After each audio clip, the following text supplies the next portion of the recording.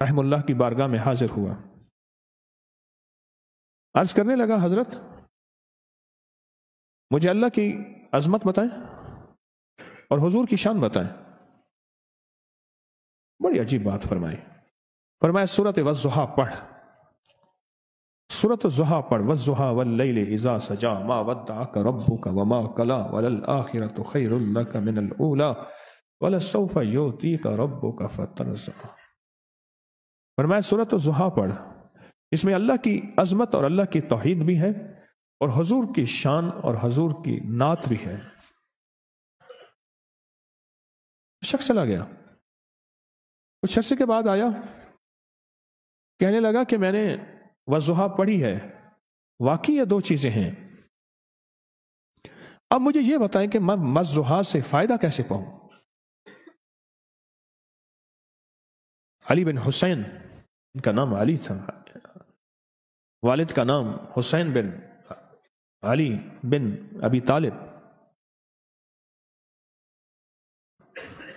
تو وہ کہنے لگا علی میں اس سے فائدہ کیسے پاؤں، میں خود اس سے فائدہ کیسے پاؤں، اس سے استفادہ کیسے کروں خود۔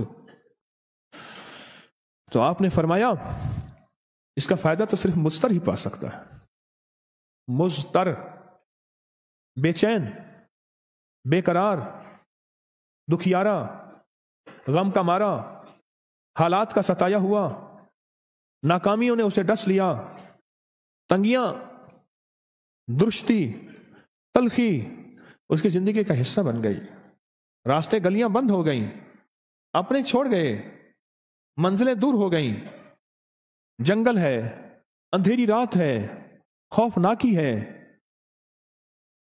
یہ جب اس کیفیت میں آئے گا اور اسے کوئی وارث نہیں ملے گا، اسے کوئی زندگی اور کوئی راستہ نہیں ملے گا، پھر اس کے اندر ایک کیفیت پیدا ہوگی، اس کیفیت کا نام ہے اضطرار و اضطراب، جس کو کہتے ہیں بے چینی،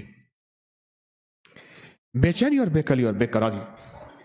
میں اس کا نفع تو مضطر کو ملے گا۔ تو وہ کہنے لگا کہ مجھے یہ بتائیں میں مضطر کیسے ہوں۔ فرمایا دو راستے ہیں، عجیب سن لیں بات، غور سے سنیے گا۔ فرمایا دو راستے ہیں، یا اللہ سے حال مانگ، اللہ تجھے پریشان کرے، تجھے غریب کرے، فقیر کرے، تنگ دست کرے، در در کا منگتا کرے، در در کا بھکاری کرے، در در کا محتاج کرے، در در کی ٹھوکریں کھا، یہ اللہ سے حال مانگ۔ تو ڈر گیا، کہنے لگے نہیں مانتا۔ تو فرمایا پھر اپنے اندر کا اضطرار اپنے اندر پیدا کر، مضطر خود ہو۔